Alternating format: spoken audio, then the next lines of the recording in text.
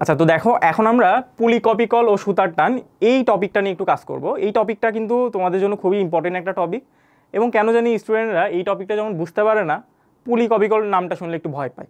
কিন্তু পুলি কপিকল কিন্তু আহামরি খুব কঠিন কিন্তু কোনো টপিক না, খুব সহজ টপিক। চলো আমরা সহজভাবে বোঝানোর চেষ্টা করি। পুলি কপিকল, তাই তো? আচ্ছা, পুলি কপিকল এখন প্রশ্ন করতে পারো, ভাই পুলি কপিকল জিনিসটা কি? পুলি কপিকল যে দেখো না, তুমি মনে করো কুয়ার মধ্য থেকে মনে করো তুমি পানি তুলবা, এইভাবে তুমি একটা পুলি টাইপের একটা জিনিস থাকবে, তুমি দড়ি বেয়ে বেয়ে তুমি মনে করো যে পানি তুলতেছো কুয়া থেকে। তো এই পুলি কপিকল কিন্তু আসলে এই সিস্টেমে আসলে কাজ করে, বুঝলা? তো একটা জিনিস খেয়াল করে দেখো, পুলি কপিকলের ক্ষেত্রে আমি অনেকগুলো কেস নিয়ে একটু চিন্তা করব। তো একদম বেসিক কেসের কথা যদি বলি, তাহলে একটা জিনিস খেয়াল করে দেখো। তো মনে করো এই জায়গাটাতে আমাদের একটা পুলি আছে, এই জায়গাটাতে আমাদের একটা পুলি আছে, ঠিক আছে? এই পুলিতে দুইটা বস্তু আছে, দুইটা বস্তু। এখানে একটা বস্তু কাজ করছে, আমি ধরে নিচ্ছি এটা হচ্ছে আমাদের m1 ভরের বস্তু, এটা হচ্ছে আমাদের m1 ভরের বস্তু। আর এই জায়গাটাতে মনে করো আরেকটা বস্তু কাজ করছে, এটা হচ্ছে আমাদের m2 ভরের বস্তু, এটা হচ্ছে আমাদের m2 ভরের বস্তু, ঠিক আছে? আচ্ছা, এবার এই যে তুমি সুতাটা দেখছো না, সুতাটা কিন্তু সেমই আছে, সুতার কিন্তু কোনো পরিবর্তন নেই। এমন না যে এখানে একটা সুতা এখানে একটা সুতা, এরকম কিন্তু না।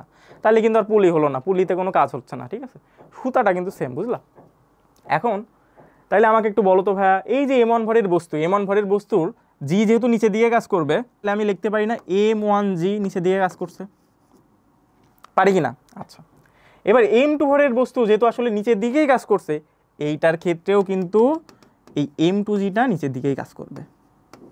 এটা নিয়ে কোনো ডাউট আছে? বলতে পারো কেন ভাইয়া? আরে ভাই, অভিকর্ষজ ত্বরণ কি নিচের দিকে ছাড়া উপরের দিকে কাজ করবে? তাহলে ওজনও কি নিচের দিকেই কাজ করবে, স্বাভাবিক কথা। আচ্ছা, এখন টানের প্রসঙ্গে আসি। টানের ক্ষেত্রে কিন্তু আমরা অলরেডি জানি টান কানেক্টিং বিন্দু দিয়ে কাজ করে। তাহলে এই m1 ভরের বস্তুটা কোন দিকে কানেক্টেড? উপরের দিকে। তাহলে আমি দিয়ে দিলাম এটা হচ্ছে আমাদের টান কাজ করছে এখানে। আচ্ছা, আমি আর একটা কালার নিই, তাহলে বুঝতে আর একটু সুবিধা হবে, ঠিক আছে? পরে m2 ভরের বস্তু, m2 বস্তুর ভরের ক্ষেত্রে কি হচ্ছে বলো তো? টান কোন দিকে কাজ করবে? এটাও কিন্তু কানেক্টিং বিন্দু দিকেই কাজ করবে। তো আমি বললাম হচ্ছে এই যে দিকে কাজ করতেছে, ঠিক আছে? এখন তোমার প্রশ্নে কিন্তু বলে দেওয়া থাকবে m1 বড় নাকি m2 বড়। ধরে নিচ্ছি আমি, মনে করো m1টা m2 থেকে বড়, এই m1টা m2 থেকে মনে করো বড়। এটা আমি আগে থেকে তোমাকে আমি মেনশন করে দিলাম যে m1টা কিন্তু m2 থেকে বড়। সেই ক্ষেত্রে দাঁড়িপাল্লাতে কি হয় বলো তো? যার ভরটা বেশি বা যার ওজন বেশি, সে কি উপরে যায় না নিচে নামে?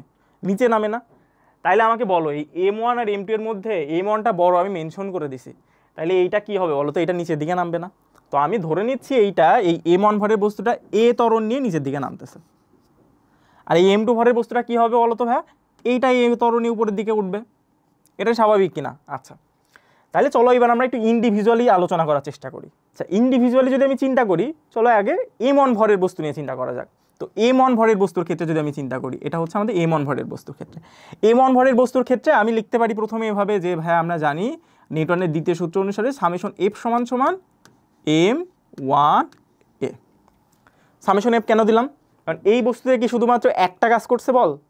না, কিন্তু m1gও একটা বল, এই টানও কিন্তু একটা বল। কোনটা বড় বলো? m1g বড় নাকি টান বড়? m1g বড় কিনা তার কারণটা কি জানি আমরা? এটা a ত্বরণ নিয়ে নিচের দিকে নামছে, এটা যদি বড় না হতো তাহলে নিচের দিকে নামতো? নামতো না কিন্তু। তাহলে অবশ্যই আমি লিখতে পারবো এখান থেকে যে m1g minus T equal two m1a, equal to m1a। পারবো কিনা? আচ্ছা, তাহলে দেখো এটা আমি সমীকরণ 1 দিলাম, এটা আমি সমীকরণ 1 দিলাম। তো আমি যদি আর একটা সমীকরণ নিয়ে চিন্তা করি, মনে করো আমি m2 ভরের বস্তু নিয়ে চিন্তা করব। তো m2 ভরের বস্তুর ক্ষেত্রে আমি চলো একটা কাজ করি, আমি নিচের দিকে লিখে ফেলি, হ্যাঁ, তাহলে সুবিধা হবে। তাহলে দেখো এইটা আমি এটা একটু এই পাশে লিখি, তাহলে বুঝতে সুবিধা হবে। এটা এদিকে ছিল, হ্যাঁ। আচ্ছা, তো এই m2 ভরের বস্তু নিয়ে যদি চিন্তা করি, তাহলে বলো এই জায়গাটাতে টি বড় নাকি m2g বড়, কোনটা? এখানে কিন্তু এটা a ত্বরণী উপরের দিকে উঠতেছে, খেয়াল করে দেখছো? a ত্বরণী উপরের দিকে উঠছে মানে কি এখানে টান কি বড় না? টান কিন্তু সেমই আছে, এখানকার টান আর এখানকার টান কিন্তু সেম। কারণ কি একই সুতায় ভিন্ন টান কাজ করতে পারে? আমি কিন্তু এর আগের কনসেপ্টে কিন্তু তোমাদেরকে শিখিয়েছি যে একই সুতায় ভিন্ন টান কাজ করতে পারবে না যদি না আমি গিট বাঁধি বা গেরো না বাঁধি, ঠিক আছে? গিট গেরো না বাঁধলে কিন্তু আসলে টান কিন্তু সেমই থাকবে, একটাই সুতা, টান একটাই থাকবে। তার মানে আমি যে টানটা বের করতে যাচ্ছি একটা টানই কিন্তু আমি পাবো। তাইলে যদি m2 ভরের বস্তু নিয়ে চিন্তা করি, তাহলে আমরা কি লিখতে পারবো বলো ভাই? টি মাইনাস m2g সমান সমান m2a। ঠিক আছে, কিভাবে পাইলাম? এই যে সেম সামেশন f সমান সমান m2a থেকে আমরা পাইলাম, আমি একবারে লিখে দিছি। তাহলে এটা হচ্ছে আমাদের সমীকরণ 2, তাই তো? তাহলে তো দেখো আমি যদি দুইটা সমীকরণ নিয়ে কাজ করি তাহলে কি হচ্ছে, আমি চলো দুইটা সমীকরণে যোগ করে দিই। যোগ করলে কি হবে বলো তো? টান টান কেটে যাবে, আমি এখান থেকে একটা ত্বরণের মান কিন্তু বের করে ফেলতে পারবো। তো যদি আমি ত্বরণের মানটা বের করতে চাই, সমীকরণ 1 আর 2 কিন্তু আমি যোগ করে দিতে পারি। সমীকরণ 1 আর 2টা আমি যোগ করে দেবো। যোগ করে যদি আমি দিই, একটু খেয়াল করে দেখো কি হচ্ছে, এই টি টি কেটে যাচ্ছে, তাহলে আমি যদি জি কমন নিই এখান থেকে, আমি পাবো কিন্তু এইভাবে m1 মাইনাস m2 ইন্টু জি, এটা আমরা পাবো। ইকুয়াল টু এই পাশে আমরা কি পাচ্ছি দেখো, ইকুয়াল টু আমরা পাচ্ছি হচ্ছে এ যদি কমন নিই তাহলে আমি পাচ্ছি m1 প্লাস m2 ইন্টু এ। তাহলে যদি তুমি এ সমান সমান লিখতে চাও কি পাবা, একটু খেয়াল করে দেখো, এ সমান সমান তুমি পাচ্ছ হচ্ছে এই m1 মাইনাস m2, এটার সাথে তো জি আছেই, আর নিচে কি বসবে বলো, নিচে বসবে হচ্ছে m1 plus m2, m1 plus m2।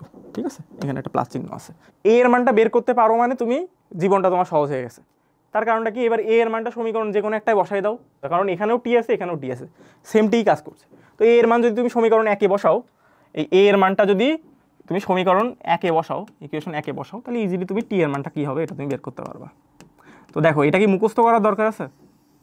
মুখস্থ করার দরকার আছে? দরকার নাই কিন্তু, কারণ আমাকে কিন্তু এখানে এভাবে বলতে পারতো যে এখানে m1 ভরের বস্তু না, এখানে আমাকে বলতে পারতো যে m2 ভরের বস্তুটা বড়।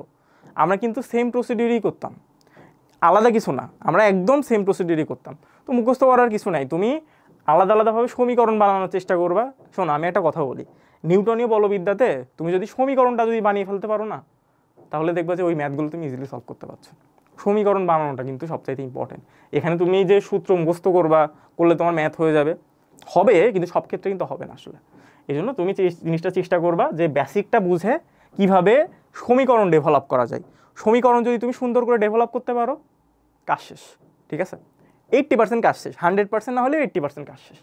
তাহলে এই ছিল হচ্ছে আমাদের একটা সিম্পল একটা কনসেপ্ট, যে পুলি কপি কল বা সুতার টান থেকে আমি কিভাবে আসলে ত্বরণটা বের করে নিয়ে আমি টি এর মানটা বের করতে পারি। ক্লিয়ার? আচ্ছা, তো চলো আমরা এই পুলি কপি কল থেকে আরেকটা ইন্টারেস্টিং কেস দেখার চেষ্টা করি। মনে করো তোমার এই জায়গাটাতে একটা টেবিল আছে, এখানে আমাদের একটা টেবিল আছে, হ্যাঁ, এখানে মনে করো তোমার একটা টেবিল আছে। ঠিক আছে, এই টেবিলে মনে করো একটা পুলি আছে, এটা মনে করো তোমার পুলি।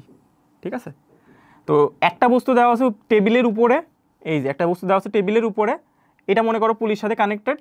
আবার আরেকটা বস্তু দেওয়া আছে এই যে টেবিলের নিচে এইভাবে ঝুলতেছে। ঠিক আছে, তো এখানে বস্তু কয়টা? বস্তু দুইটা, টেবিলের উপরে এই যে এক কোনায় পুলি ঝুলতেছে। আমাদের এই জায়গার ক্ষেত্রে টান কত হবে সেটা নির্ণয় করতে বলছে। তো এই জিনিসটা নির্ণয় করা খুব ইজি, চলো আমি একটু দেখানোর চেষ্টা করি। সেটা হচ্ছে এটা তো m1 ভরের বস্তু, মনে করো আমি ধরলাম এটা m1 ভরের বস্তু, তাহলে নিচে দিয়ে কি কাজ করবে আমরা অলরেডি এখন জানি, m1g নিচের দিকে কাজ করবে। তাহলে এইটার টান কোন দিকে কাজ করবে? কানেক্টিং বিন্দুর দিকে। কানেক্টিং বিন্দু কোনটা? উপরের দিকে না? তাহলে এই যে এইদিকে আমরা কাজ করলো টি। আচ্ছা, এবার এইটা মনে করো m2 ভরের বস্তু, এইটা মনে করো m2 ভরের বস্তু, এটা কোথায় আছে বলো তো? হ্যাঁ, এটা টেবিলের উপরেই আছে না? তাহলে একবারে আমি এখানে টেবিল এই জায়গাটাতে কি আমাদের m2g কাজ করতেছে? আলাদাভাবে কাজ করছে না, কিন্তু একবারেই কিন্তু এখানে আমাদের টান বল কাজ করছে। তাইলে এখন কিন্তু আসলে আমাদের চিন্তা একটু ডিফারেন্টভাবে করতে হবে।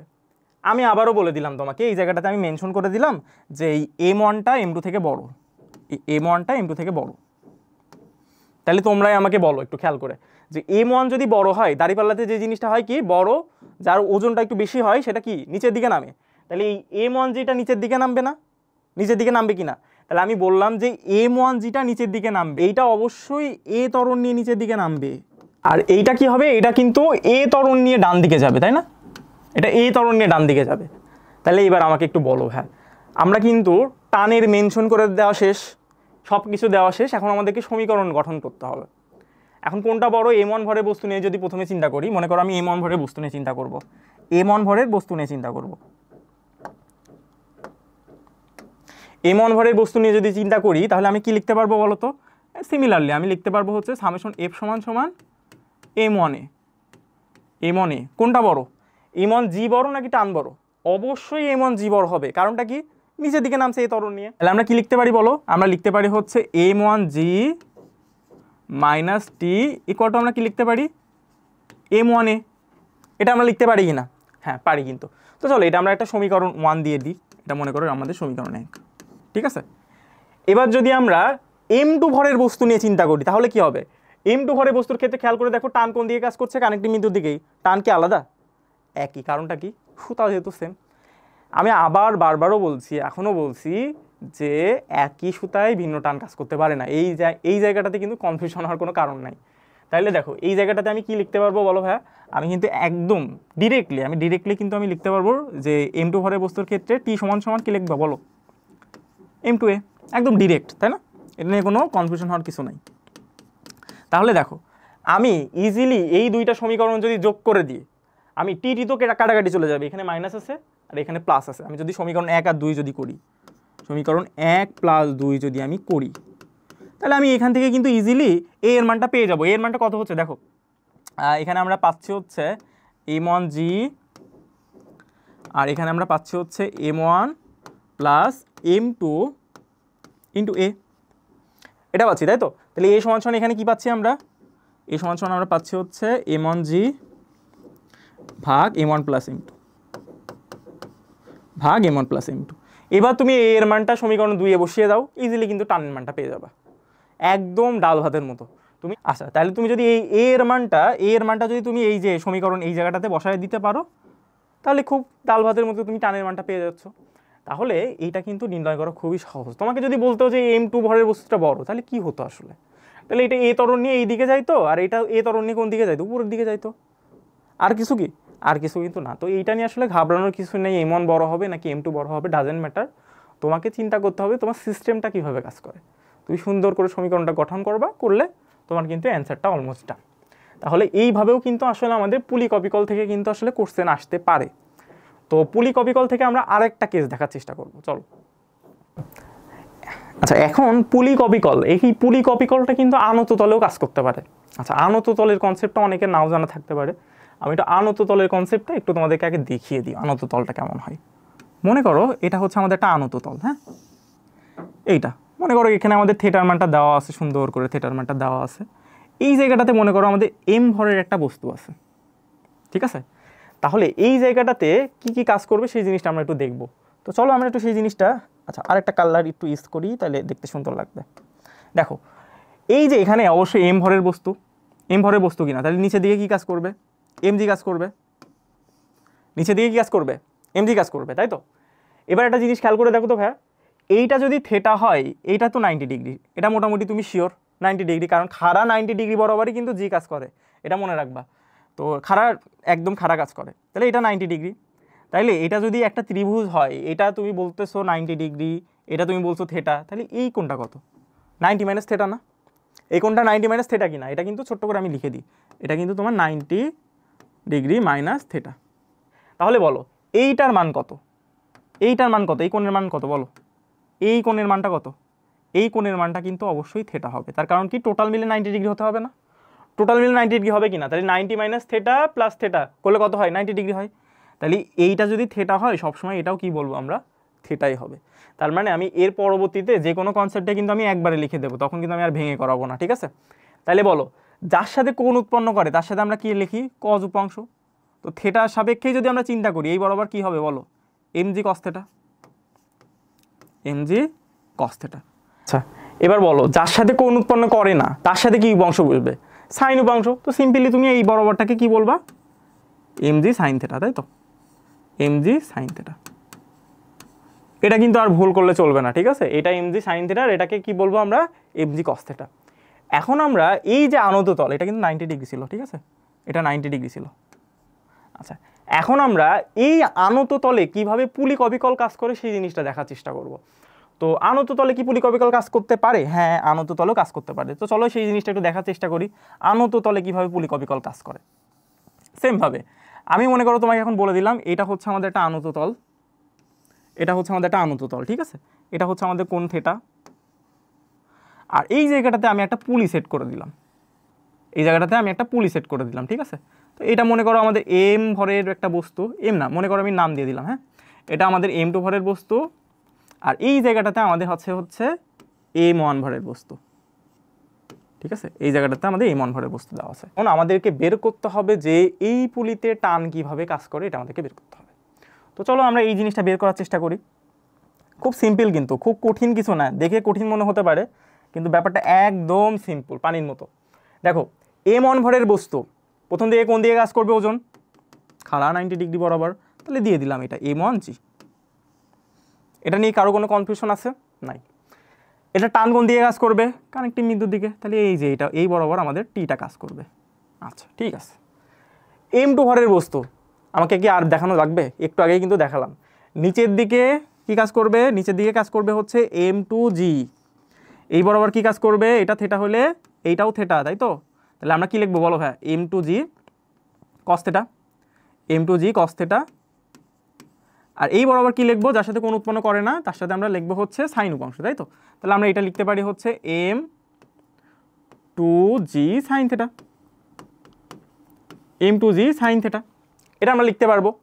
এবার একটা জিনিস খেয়াল করে দেখো, তুমি এই বস্তু নিয়ে যখন চিন্তা করছো, এই বস্তুর টান কোন দিকে কাজ করছে? অবশ্যই কানেক্টিং বিন্দুর দিকে। একদম চোখ বন্ধ করে বলবা যে কানেক্টিং বিন্দু দিয়ে কাজ করছে, তাই তো? আচ্ছা, এখন আমি কিন্তু মেনশন করে দিইনি কোন বস্তুটা বড়। তো তুমি যে কোনো একটা বস্তু ধরে নিতে পারো বড়। আমি ধরলাম যে এম ওয়ান ভরের বস্তুটা বড়, এম ওয়ান ভরের বস্তুটা ধরে নিচ্ছি বড় এম টু থেকে। তাহলে চলো আমি আগে এম ওয়ান ভরের বস্তু নিয়ে চিন্তা করি। এম ওয়ান ভরের বস্তু বড় মানে কি, এটা এ ত্বরণ নিয়ে নিচের দিকে নামবে, দাঁড়িপাল্লা হিসেবে চিন্তা করবা। তাহলে এটা এ ত্বরণ নিয়ে নিচের দিকে নামবে, তাই তো? এ ত্বরণ নিয়ে, এটা হচ্ছে এ ত্বরণ নিয়ে নিচের দিকে নামবে। আচ্ছা, আর এইটা কি হবে তাহলে? এটা অবশ্যই এ ত্বরণ নিয়ে উপরের দিকে উঠবে, এ ত্বরণ নিয়ে উপরের দিকে উঠবে। তাইলে বলো আমি এই জায়গা নিয়ে যদি একটু চিন্তা ভাবনা করতে চাই, তাহলে আমরা কি করতে পারবো বলো? হ্যাঁ, এ ত্বরণ নিয়ে নিচের দিকে নামবে, তাহলে কোনটা বড়? এম ওয়ান জি বড়। তাহলে আমি আবার লিখে দিই সামেশন এফ সমান সমান আগে লিখি, তাহলে তোমাদের বুঝতে সুবিধা হবে। এম ওয়ান এ, তাই তো? সামেশন এফ সমান সমান কি লিখতে পারবা? এম ওয়ান এ। তাইলে বলো এই জায়গা থেকে যদি আমি চিন্তা করতে চাই, চলো আমি আরেকটা কালি নিই তাহলে সুবিধা হবে বুঝতে। আমি যদি এখান থেকে চিন্তা করতে চাই, আমি লিখতে পারবো না ভাইয়া?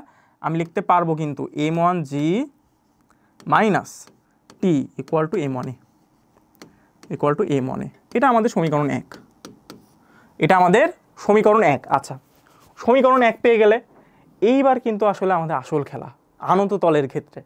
এই বস্তুটা কোথায় আছে? এই বস্তুটা কি আনত তলের উপরে? না, এই বস্তুটা ঝুলছে জাস্ট। এই বস্তুটার ক্ষেত্রে কিন্তু তোমার এই আনত তলের কনসেপ্টটা আনতে হবে। তাহলে এই জায়গাটাতে টান কোন দিকে কাজ করছে ভাইয়া? উপরের দিকে। আচ্ছা, যাচ্ছে কোন দিকে বস্তুটা? উপরের দিকে।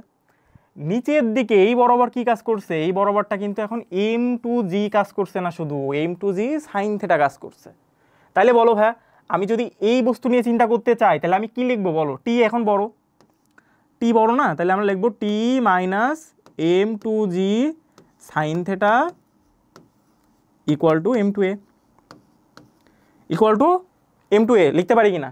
এটা হচ্ছে আমাদের সমীকরণ 2, এটা হচ্ছে আমাদের সমীকরণ 2। তাহলে দেখছো তুমি কিন্তু সমীকরণ তৈরি করে ফেলছো। এবার তুমি কি করবা? তুমি সমীকরণ 1 আর 2 যোগ করে দাও। যোগ করলে দেখো টি আর টি কাটাকাটি চলে যায়, এ মানটা ইজিলি নির্ণয় করা যায়। তাহলে আমরা সমীকরণ 1 + 2 থেকে 1 + 2, 1 + 2 থেকে তুমি পাবা হচ্ছে এ এর মান। এ এর মানটা ইজিলি তুমি যদি সমীকরণ যে কোনো একটা বসায় দাও তাহলে কিন্তু তুমি টি এর মানটাও পেয়ে যাবা। খুবই ইজি, এর মানও পাচ্ছ, টি এর মানও পাচ্ছ যদি এর মানটা যে কোনো একটা সমীকরণে তুমি বসিয়ে দিতে পারো। তাহলে এই ছিল হচ্ছে আনত তলে পুলিক অবিকল কীভাবে কাজ করে। তাহলে আনত তলে পুলিক অবিকল দেখে কি আর ভয় পাওয়ার দরকার আছে? ইজি, কিন্তু ইজি না? খুবই ইজি। তোমার কিছু জাস্ট আনত তলের কনসেপ্টটা বুঝতে হবে, তারপরে এই যে পুলির কনসেপ্টটা যদি তুমি বুঝে যাও তাহলে শেষ। ক্লিয়ার? আচ্ছা।